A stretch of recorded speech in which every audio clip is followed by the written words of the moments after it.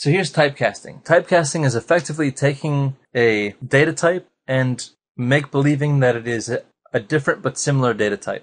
Yes. So, for example, if we have a integer value and we typecast it as a float value, although we're still storing the actual integer value, we're now going to interact with it as if it was a float value. And so that's typecasting.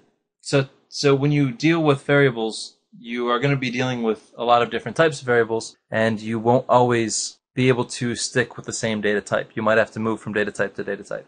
Now, there's also a different form of conversion that's way more advanced than typecasting, which we're not going to even get into in the introduction videos. When we get into programming videos, we'll visit that topic then. So let's kind of look at an example of where typecasting is actually used. So this is a practical typecast example, Brian.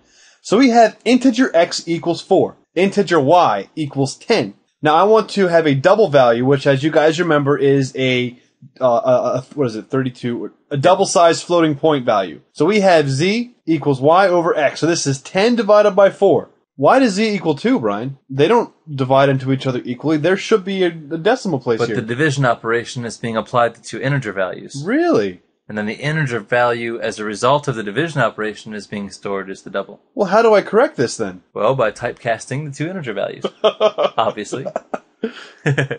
So now in this case, which is different than having the integer divided by an integer and then the result be a solid number, which was 2, stored as a double value, 2.0 effectively.